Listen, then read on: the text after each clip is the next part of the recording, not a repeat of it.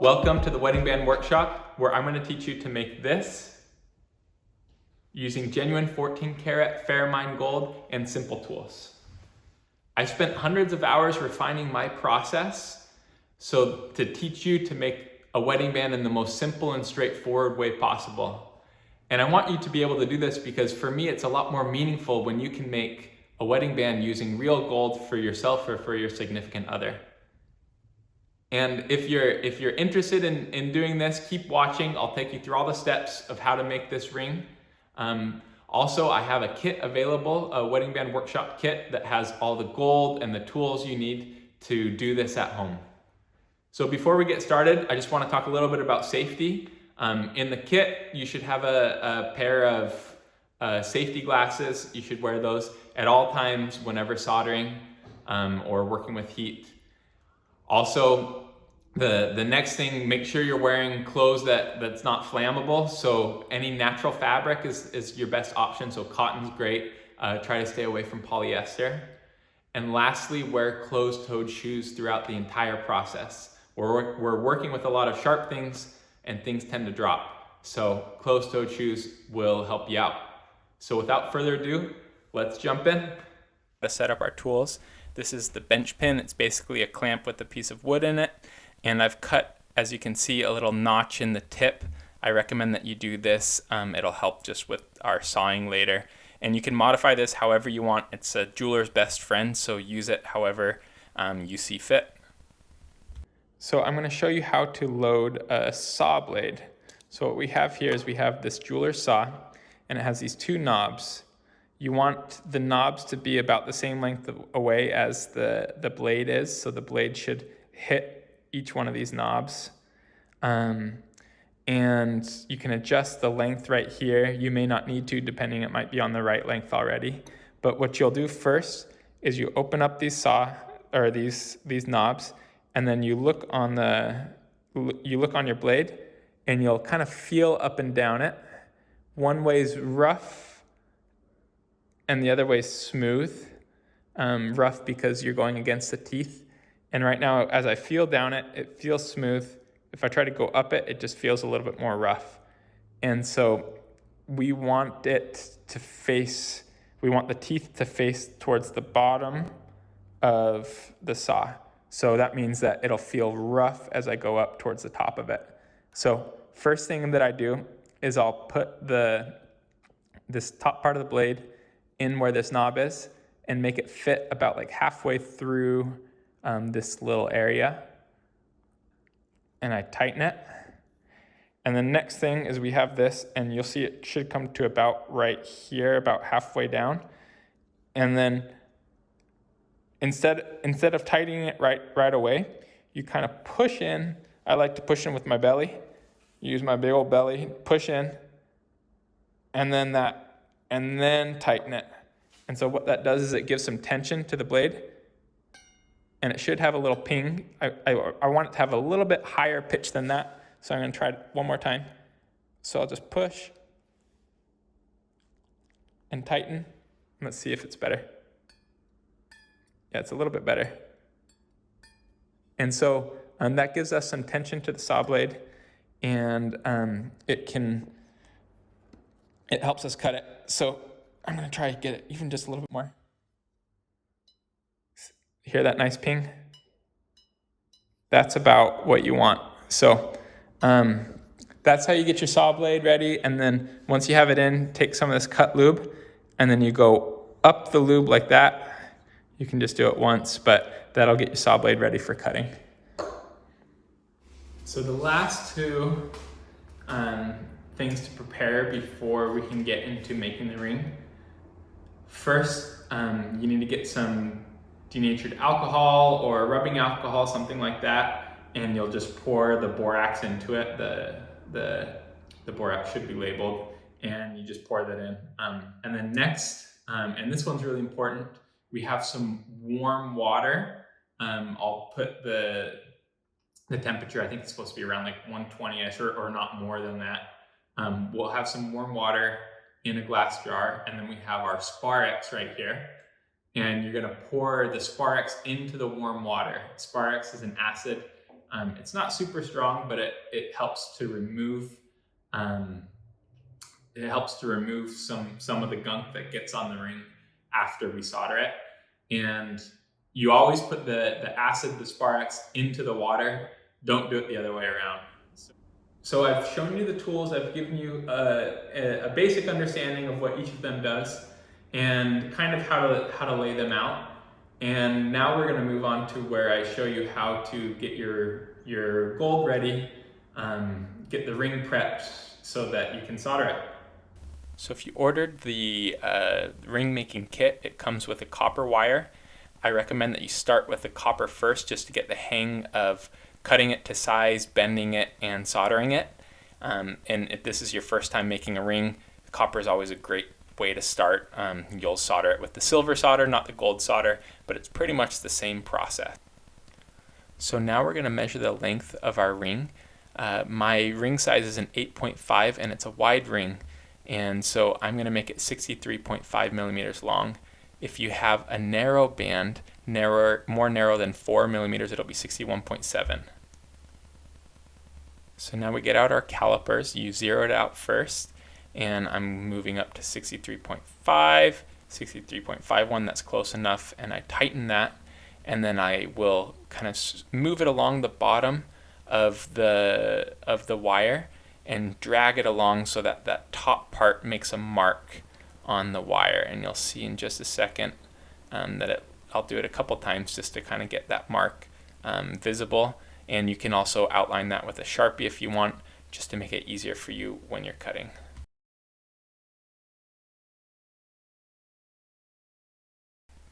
Okay, now we're getting ready to saw. The first thing you want to do is grab some cutting lube, and you'll just run it down your blade. Once is enough. And then we're going to saw just to the outside, or to the side that's away from your thumb or your fingers. Saw on the outside of that line, and what that does is it just allows a little bit extra margin for error. You don't want to cut it too short. It's better to have it on the outside, and then you can file it down later. And it's hard sometimes to get started at the beginning. Usually when you saw, you want your saw blade to be straight up and down, but I find that sometimes to get started it helps to tilt it a little bit, or to go up instead of down a couple times. But once you get one nice downstroke, the blade will engage and you can keep going forward. And the technique, you really want to keep your hand light, don't put a lot of pressure on it. And as you'll see here in the close-up, you kind of you go up and down the whole length of the blade, and you don't want there to be pressure when you're pushing up, but you'll put up just a little bit of pressure pushing down. And I tend to saw a little bit, my saw goes a little bit towards my thumb, and so instead of trying to follow the line directly, I point it out just a little bit, and that helps it to cut nice and straight, like this one, as you see it cut right along that line. So now that we've cut our piece of gold, we just want to double check and make sure that we have the right size. So again, I was supposed to make it 63.5 for a size 8.5. Let me pull this open. I'll close it, and you'll see I'm at a 64.1, but 63.9 actually, which is good. You want to be just a little bit over. That's why we cut on the right side of this line. That way, if there's any variation, if it's not completely straight, once we bend the ring, we're going to actually take a little bit off and make it so it'll fit perfectly. All right, so now I'm going to show you how to bend the ring, and this is one of my favorite parts. We're going to use these ring bending pliers right here, and what we do is we're going to bend it into a D shape. Let me explain. So most rings, are circles, but when we solder, we actually want it to be kind of flat, circle, and kind of flat. These are the two ends that will come together.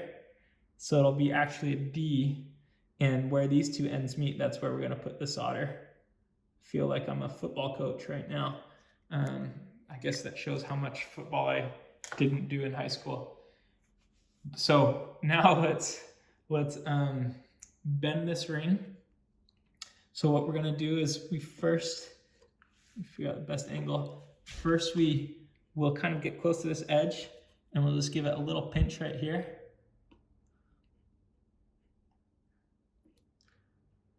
Kind of keep pinching, and your rings are gonna be annealed, which means that it'll be soft and ready for you. And so you see I pinched it on one side, and then I'm gonna flip and do it on the other side. That way I pinch it evenly across the way. And we'll keep going around till we make this all nice and D-shaped. Okay, this is the ring in D shape. As you can see, the seam actually is lining up pretty nicely. What I've done is I've given a nice squeeze with the ring bending pliers to make sure that the seam is really tight together. And if yours has some gaps or if one side is crooked, that's okay, because this next step I'm going to show you how to clean up the inside of that seam so that it's perfect. So we're actually going to take our saw again, just put a little bit of lube on it, and we're going to saw right down the middle of that seam. And you got to be careful. This is where that notch comes in handy, because if you don't have that notch, it's easier to cut your hand. So make sure I'm going to hold it with my 2 fingers, make sure my fingers are out of the way of the saw blade and behind the end of that notch so that the saw blade can't get my fingers. And then I'll just lightly go down through the middle of that seam. And if your seam is really nice and tight, it might be harder to get through. Just make sure you're nice and light with your saw blade and don't put too much pressure. And I'm going, and it should go through in just a second. And sometimes it will leave like little barbs or little edges on it. We can go in with our files afterwards and clean that up. So now that we have that seam cleaned, it's good to go in with a little bit of sandpaper and just give a light sanding kind of all around. And then I like to give it one more nice squeeze just to make sure it's nice and tight. And after that, just check, make sure everything's lining up. And then we are going to grab our copper tongs and dip it in the borax and alcohol and give it a nice swirl when it's in there to make sure it's covered with the borax. And that will help protect it while we are firing it. So we'll pull it out and set it right there on our charcoal block, and try not to touch it with your hands at this point just to keep it clean. Okay, now we're going to make a little ball of solder. So first I'm putting flux on my solder, and then I'm going to take a medium flame, just turn on your torch, turn it high, turn it low, and find somewhere in the middle, and point it towards that. Mine's a little low to start, but I turn it up just a little bit and I'll point it right at my solder. And you'll see it starts to kind of like curl up a little bit and turns into a ball. And then I'll push it into another piece of solder, get 2 of them together for just a nice little ball. We put our seam right on top of the solder ball, and you'll put some flux on top of that seam. I'm going to put it on in a minute just so you can see how it turns white. Flux is used to protect the seam from getting oxidized, from getting dirty, and it also is used to help you see what temperature your ring's at. So first I'm heating up around the ring rather than on the ring itself. I'm trying to get the charcoal block nice and warm. And now I'm going to drop that flux on, and as you'll see, it leaves a white film on there. And when you heat the ring up and the white film starts to go clear, that's when you know it's about at the temperature it needs to be for the solder to flow. And we're using 14 karat hard plum solder, so that means that it flows at a higher temperature than easy or medium solder. And you want to use hard solder for rings, especially if it's a wedding band like this. So you see that flux just starts to disappear now, and so that means it's getting closer to temperature. And I'm pointing the flame more at that seam. Sorry, a little bump there, and you see that solder just flowed up. So I'm just going to give it a little bit more flame and then pull off and check and make sure it's okay. So I'm going to show you another way that you can solder, this time using your self-locking tweezers. And so I've got the seam set up towards me, and I'm going to take some flux and put it on to my solder, put some flux on the seam as well. You always want to make sure you have flux on there to protect it, and it helps the solder to flow right. So then I get my solder ball and get it just on the tip of my tool there, and I'm heating up the ring. And since the ring is more of it's kind of exposed in the air, or it's not like laying down on the block, it'll actually heat up quicker, and so you need to be a little bit careful. And I'm watching the flux to see when it turns kind of a clear color, and so then I've placed it on that seam, and actually I need just a little bit more flame. So I'm going to turn up the flame a little bit, and then you'll see the whole ring will turn a little bit more of a reddish color, and then watch as the solder flows right across the seam. One last way you can solder this ring is by soldering on the inside. It can help to make sure that the solder flows on both the inside and the outside. So what I'm doing here is I've already fluxed it, I've already heated it some, and I just have my solder ball. I'm placing it right there on that seam on the inside, and I'm going to heat it up till I watch it flow and see the ring turns a little bit more red, and then it flows. And then I'm also going to hit it from the front because solder is attracted to the heat, and so it'll make it flow across the front as you just saw. Every time after we're done soldering, we are going to take our ring, let it wait just a minute, and then we're going to put it into our Sparex, and that is going to clean it off and make it ready for our next steps. So the ring's fresh out of the Sparex, and I have a little bit of extra solder on the inside, and I want to make sure I clean that up before I make the ring round.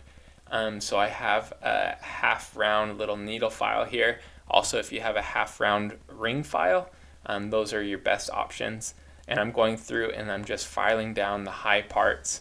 You don't want to thin it out too much at the seam, but you want to make sure that there's no high bumps, because once you put it on the mandrel and you're hammering it to get it back to a round shape, if there are bumps there, then it's going to leave some little divots that are harder to clean out later. So I'm going all the way across, and I'm watching to see like where you can see where it's been filed, because it changes colors.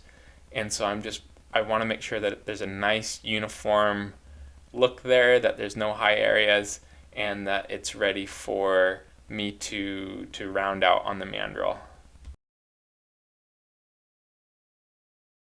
Once I've filed down the major portions, I'm actually going to take my sanding drum. If you have a Dremel, you can do it with the Dremel. It's much easier, or just some normal sandpaper, and come in and just clean that up.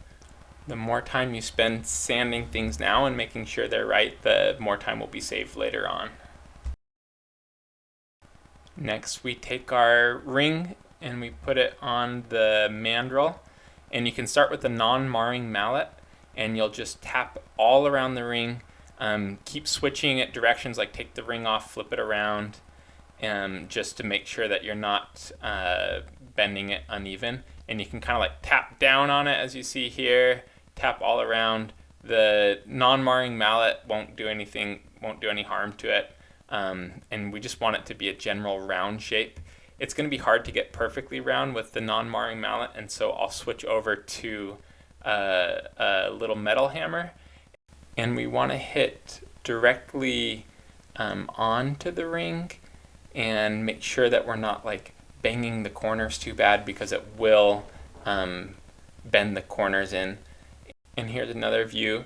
As you see, I'm hitting all around, and I'm checking just to see which areas aren't quite rounded yet. And then I'm also hitting down the mandrel, just hitting very lightly, but with enough force to at least bend the metal a little bit. And then I will take it off the mandrel and flip it around to the other side, so that we are moving it evenly down.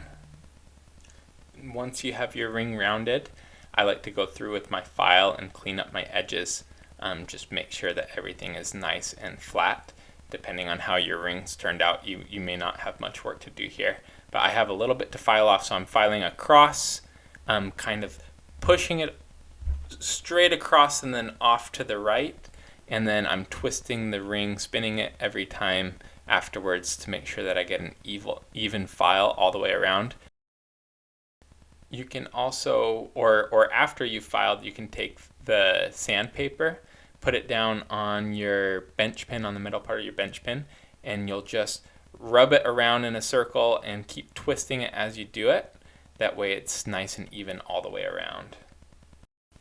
Next, I'm going to go in with my half round needle file or your half round ring file, and I'm going to just take out the inside corner, and this helps the ring just have a more comfortable fit.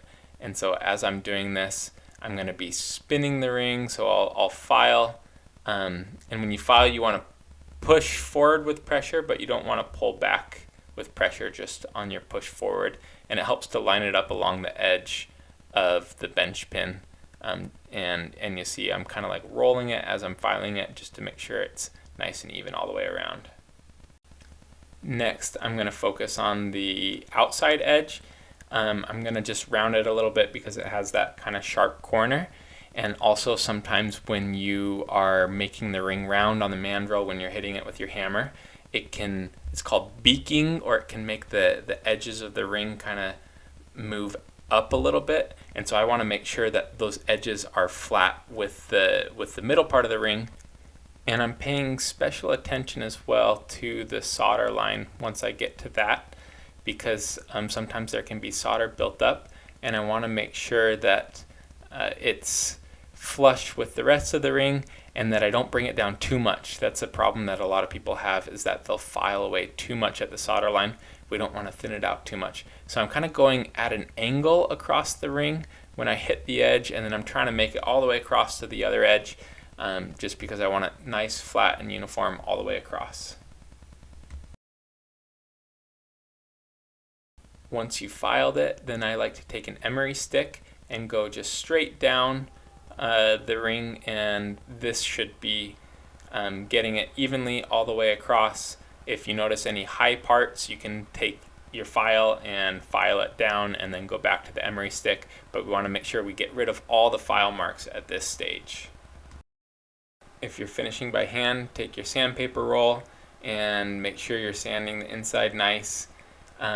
If you have a Dremel drill, which I highly recommend, or a flex shaft, some sort of rotary tool, you can use these sandpaper rolls in that, and it'll clean it up in just a couple minutes.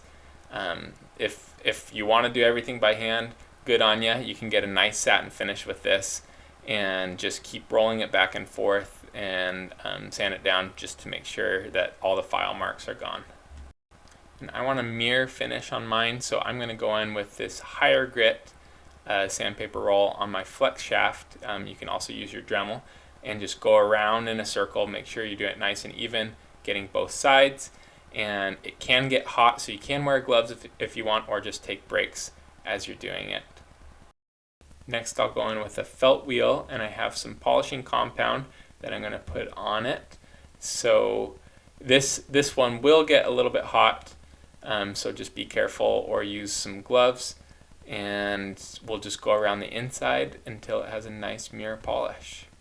And it helps sometimes to go, instead of straight on, to go just a little bit crosswise, but just make sure that you're you're switching, getting all sides and doing it evenly. Okay, then I'll switch to my bigger felt wheel, and I've already sanded to a high grit, to about a 2000 grit on my ring, on the outside of the ring. And so I put some polishing compound on there, and I'll go in with the felt wheel, and this is what will give it a nice mirror finish. And it helps to go at a little bit of an angle as well. What it does is, when you've sanded it, you've put little grooves in it, and it's usually kind of like parallel with the edges of the ring. And so when you go at an angle, it pushes the gold over to kind of like fill in these grooves, and that's what's going to get rid of all of your sanding marks. And I'm going all around the edges, at getting every surface, making sure that it's a nice mirror finish all the way around. And here we have the finished wedding band. Look at how beautiful, nice, and shiny this one is. I hope that yours is turning out the way that you want it to. And I want to take a moment to congratulate you for going through this process, for learning how to make a wedding band out of 14 karat Fairmined gold. That's no small achievement. And I hope that it's meaningful to you, that it's turning out how you want it to. And please reach out if you have any questions, comments, or concerns. I would love to help out. And if you enjoyed learning how to make this band, please share with your friends and family. We would love for as many people as possible to learn these skills and to make something that's meaningful for them and for their significant others. Thank you very much, and until next time, take care.